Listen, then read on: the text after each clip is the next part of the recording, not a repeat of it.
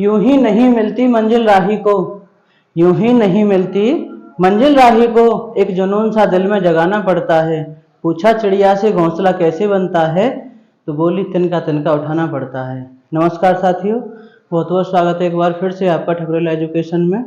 हमारी जो UP TET की ऑनलाइन कक्षाएं चल रही हैं उसमें ज्योमेट्री टॉपिक के अंतर्गत हमने कुछ एक पॉइंट पिछले क्लास में देखे थे, उससे आगे कंटिन्यू करते हैं। आज त्रिभुज का जो टॉपिक है हमारा पूरा नहीं हुआ था, उससे आगे कंटिन्यू करते हैं। और ये सिर्फ यूपी टेट की ही क्लास नहीं है, यहाँ पर आप जो है अपना बेसिक मैथ बिल्कुल एकदम से क्लियर कर सकते हैं। सारे टॉपिक बिल्कुल शून्य से शुरू किए गए हैं। तो चलिए शुरू करते हैं। तो आज त्रिभुज में पढ़ेंगे सर्वांग सम त्रिभुज। सर्वांग सम त्रिभुज क्या होते हैं? यदि एक त्रिभुज के तीनों कोण दूसरे त्रिभुज के तीनों कोण और तीनों भुजाओं के समान हो तो क्या कहलाते हैं? दोनों त्रिभुज सर्वांग सम त्रिभुज कहलाते हैं। जैसा कि इसके नाम से हमें विदित हो रहा है, सर्वांग सम। सर्वांग सम का मतलब सर्व अंग सम। सर्व माने सभी, अंग माने अंग और सम माने समान। यानी ऐसे दो त्रिभुज जिनके सभी अंग समान हो वे त्रिभुज क्या कहलाते हैं? सर्वांग सम त्रिभुज। सभी अंग से मतलब है उसके भुजाएं और उसके कोण। त्रिभुज की जो सर्वांग समता के नियम होते हैं उनके बारे में जान लेते हैं। हम किस आधार पर बता सकते हैं कि ये दोनों त्रिभुज सर्वांग सम है? आवश्यक नहीं है कि हमें तीनों कोण और तीनों भुजाएं ही पता हो, कुछ एक चीज हमें पता होने पर भी हम ये बता सकते हैं कि ये त्रिभुज सर्वांग सम है अथवा नहीं। तो पहला जो सर्वांग समता नियम होता है वो होता है एस ए एस सर्वांग समता। एस ए एस सर्वांग समता मीन्स एस मीन्स साइड, ए मीन्स एंगल और एस मीन्स साइड।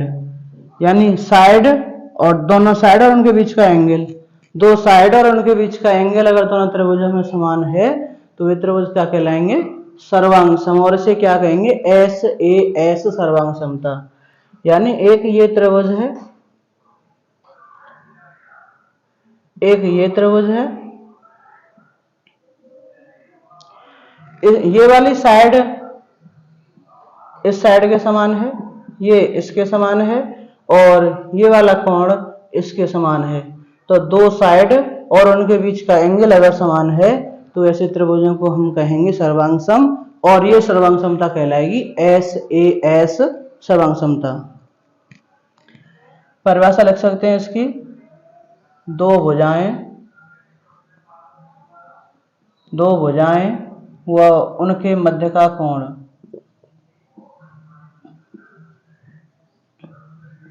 समान हो तो वे दोनों त्रिभुज क्या कहलाएंगे? सर्वांग सम त्रिभुज। और ये सर्वांग समता कहलाएगी एस ए एस सर्वांग समता। अगली होती है ए एस ए सर्वांग समता। ए एस ए सर्वांग समता, इसमें भी ए का मतलब एंगल, साइड और फिर एंगल, यानी कोण भुजा कोण इस तरीके से अगर बराबर हैं एक दूसरे के दोनों त्रिभुजों में तो ये सर्वांग समता कहलाती है ए एस ए सर्वांग समता। यानी कि दो कोण और उनकी जो उभयनिष्ठ भुजा है या ये कह सकते हैं उनके बीच की भुजा अगर वो समान है तो वे दोनों त्रिभुज कैसे कहलाएंगे? सर्वांग सम। दो त्रिभुज और उनकी उभयनिष्ठ भुजा समान हो। ठीक है, कैसे दिखा सकते हैं इसे चित्र के माध्यम से? दो त्रिभुज हैं इस तरीके से, ये दो त्रिभुज हो गए। अब ये कह रहा है कि इसके दो एंगल समान हो। मान लीजिए ये वाला एंगल इसके समान है, ये वाला एंगल इसके समान है और ये वाली साइड इसके समान है। तो दो एंगल और उनके बीच की जो भुजा है वो समान है एक दूसरे त्रिभुज के, तो इस सर्वांग समता को कहते हैं ए एस ए सर्वांग समता। अगला होता है तीसरा जो प्रकार है इसका सर्वांग समता का, S S S triple S. यानी कि साइड साइड साइड, एक त्रिभुज की तीनों भुजाएं दूसरे त्रिभुज की तीनों भुजाओं के समान हो तो ये दोनों त्रिभुज क्या कहलाएंगे? सर्वांग सम त्रिभुज कहलाएंगे। एस एस एस सर्वांग समता, मतलब साइड साइड साइड,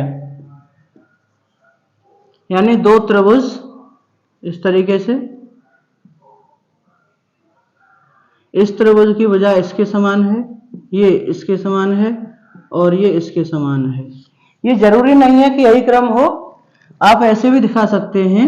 ये एक त्रिभुज है, ये दूसरा त्रिभुज है, तो ये वाली भुजा इसके समान हो सकती है, ये वाली भुजा इसके समान हो सकती है और ये वाली भुजा इसके समान हो सकती है। क्रम होना चाहिए, जैसे इसका ऐसे क्रम बन रहा है और इसका ऐसे क्रम बन रहा है, तो वो क्रम होना चाहिए। ठीक है, तो ये दोनों त्रिभुज क्या होंगे?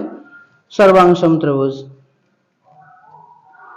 अगला होता है आर एच एस सर्वांग समता। आर एच एस सर्वांग समता, आर एच एस यानी राइट एंगल जो ट्रायंगल होता है, समकोण त्रिभुज जो होता है, समकोण त्रिभुज में एक तो राइट एंगल हो, एक हाइपोटेनस उसका कर्ण हो और एक साइड हो, यानी कि आर से हुआ राइट एंगल।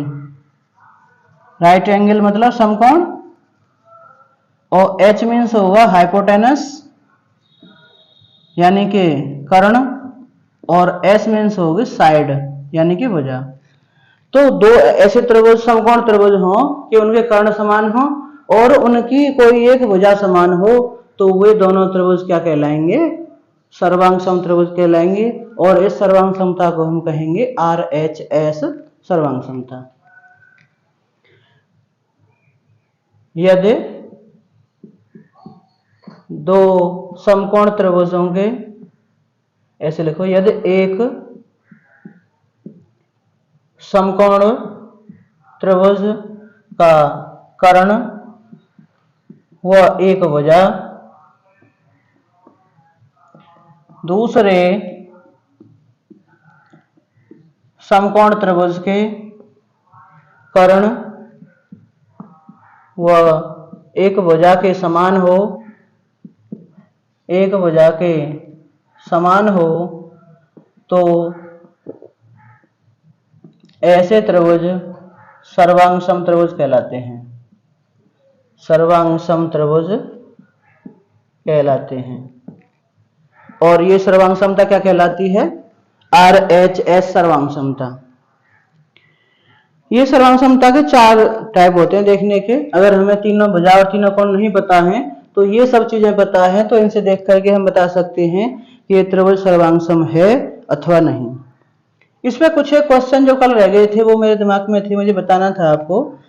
तो दो तरीके के क्वेश्चन इस पर बन जाते हैं। अंतः कोणों से पूछने से संबंधित क्वेश्चन बन जाते हैं कि त्रिभुज के अंतः कोणों का योग क्या होता है। त्रिभुज के अंतः कोणों का योग, त्रिभुज के अंतः कोणों का योग ये कितना होता है? 180 अंश होता है।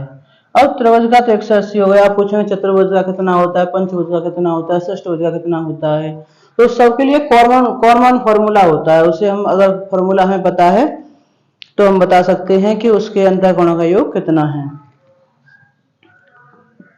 फॉर्मूला होता है हमारे पास बहुभुज के अंतः कोणों का योग, बहुभुज के अंतः कोणों का योग, इसका फॉर्मूला होता है n-2 × 180। इसे आप ट्राई कर सकते हैं।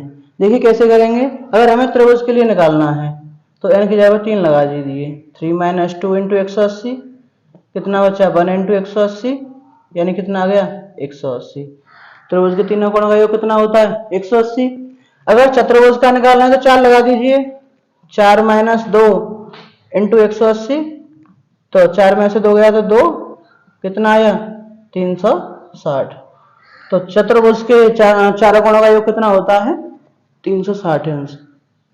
इस तरीके से आप फाइंड कर सकते हैं चतुर्भुज का, पंचभुज का, षष्ठभुज का, कितना भी बहुभुज हो उसके अंतर कोणों का योग आप इस सूत्र की सहायता से ज्ञात कर सकते हैं।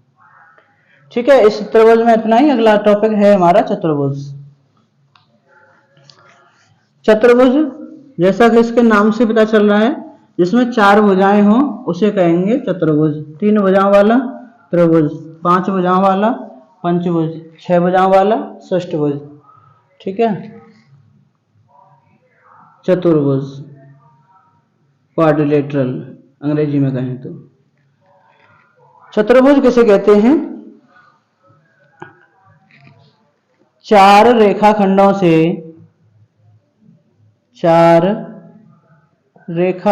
से घिरी आकृति को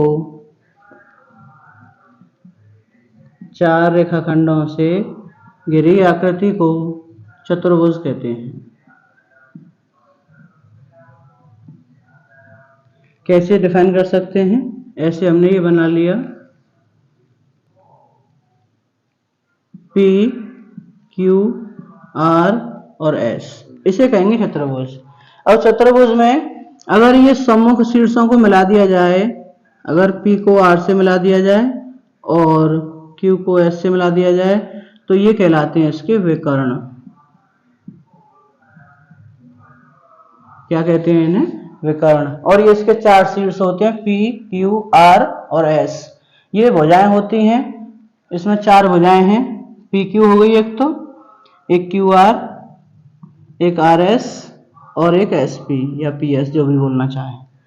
4 भुजाएं हो गई। 4 इसके अंतःकोण होंगे, एक ये वाला, एक ये वाला, एक ये और एक ये। ठीक है, ये 2 विकर्ण हो गए। चतुर्भुज के अंदर 2 विकर्ण होते हैं, 4 भुजाएं होती हैं, 4 अंतःकोण होते हैं। चतुर्भुज के प्रकारों के बारे में जानते हैं। चतुर्भुज के प्रकार।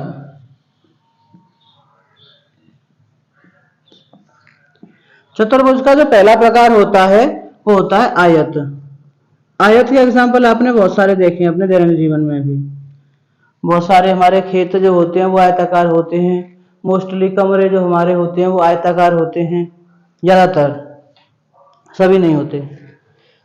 तो क्या परिभाषा हो सकती है इसकी? ऐसा चतुर्भुज, चतुर्भुज का प्रकार है तो परिभाषा जब हम लिखेंगे तो चतुर्भुज से शुरू करेंगे।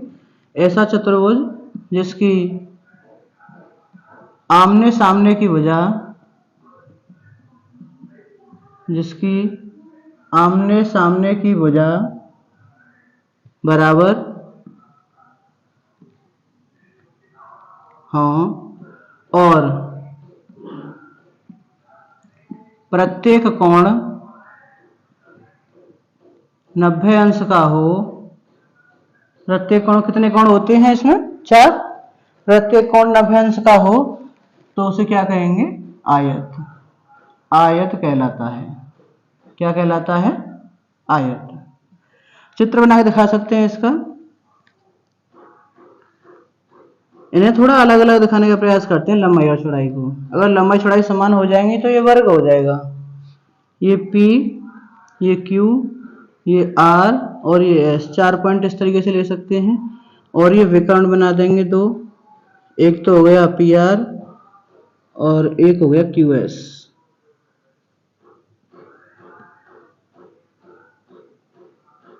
ठीक है, इसे इस आकृति को कहेंगे आयत।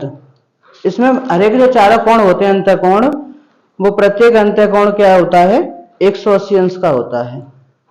ये जो चतुर्भुज है जिसे हम आयत बोल रहे हैं, विकर्ण जहां पे काट रहे हैं उस पॉइंट को मान लेते हैं हम O। तो इसके जो विकर्ण होते हैं, दोनों ही विकर्ण, इसकी कुछ कंडीशंस होती हैं वो लिख लेते हैं। आयत के विकर्ण, आयत के विकर्ण समान होते हैं, मतलब उनकी लंबाई समान होती है। और दूसरी कंडीशन क्या होती है? अगर वो समान है तो हम ऐसे लिख सकते हैं, अच्छा एक रह गई, आयत के विकर्ण समान होते हैं और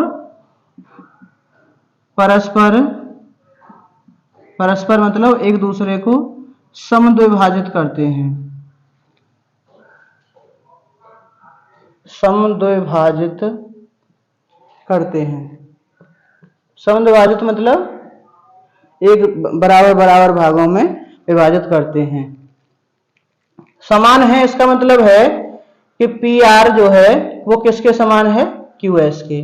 समद्विभाजित कर रहे हैं इसका मतलब कि ओपी बराबर है ओ आर के,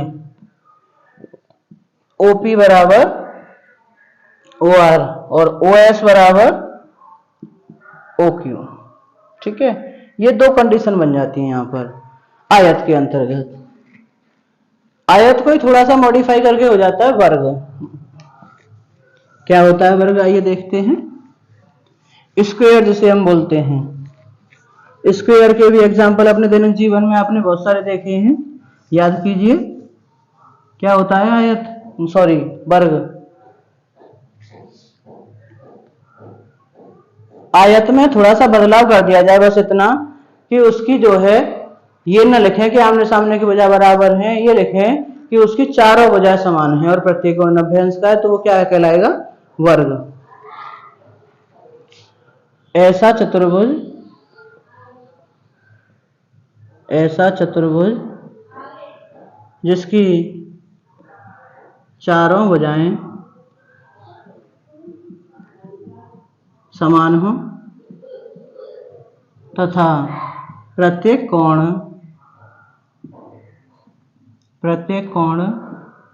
90 अंश हो। प्रत्येक कोण मतलब चारों कोण 90 अंश हो, क्या कहलाता है, वर्ग कहलाता है। आकृति बना के दिखा सकते हैं इसकी, बराबर होंगी चारों भुजाएं इसकी, P, Q, R और S। दो विकर्ण होंगे इसके इसी तरह, PR और QS। इसमें भी कुछ कंडीशंस होती हैं आयत की तरह ही। क्या क्या होती हैं, थोड़ा सा अंतर होता है। वर्ग के जो विकर्ण होते हैं वो बराबर तो होते ही हैं, आयत के भी बराबर होते हैं। वर्ग के विकर्ण बराबर व एक दूसरे के लंब समद्विभाजक होते हैं, लंब समद्विभाजक होते हैं। इसका क्या मतलब है, लंब समद्विभाजक का मतलब है कि एक दूसरे पर लंब हैं, एक दूसरे पर लंब हैं और एक दूसरे को समद्विभाजित कर रहे हैं, 90 अंश का कोण बनता है इनके बीच में। अगर इस कंडीशन को लिखा जाए तो ऐसे लिख सकते हैं, विकर्ण बराबर हैं, समान हैं, इसका मतलब पी आर बराबर क्यू एस, और लंब समद्विभाजक हैं यानी समद्विभाजित कर रहे हैं एक दूसरे को, तो क्या हो जाएगा, ओपी बराबर ओ आर और ओ एस बराबर ओ क्यू। और लंब है एक दूसरे पर यानी कि 90 अंश का कोण बनाते हैं। और वर्ग में एक और बात होती है कि वर्ग का जो विकर्ण होता है वो उसकी भुजा का √2 गुना होता है। वर्ग का विकर्ण बराबर √2 गुणा उस वर्ग की भुजा। इस पे जो है क्वेश्चन पूछ लिया गया है, ये इंपॉर्टेंट है। वर्ग का विकर्ण दे दिया गया आपको, भुजा पूछ ली जाएगी या भुजा दे दी जाए आपको, विकर्ण पूछ लिया जाएगा, तो इस फॉर्मूले की सहायता से आप फाइंड कर सकते हैं। उसके बाद जो अगला चतुर्भुज का प्रकार है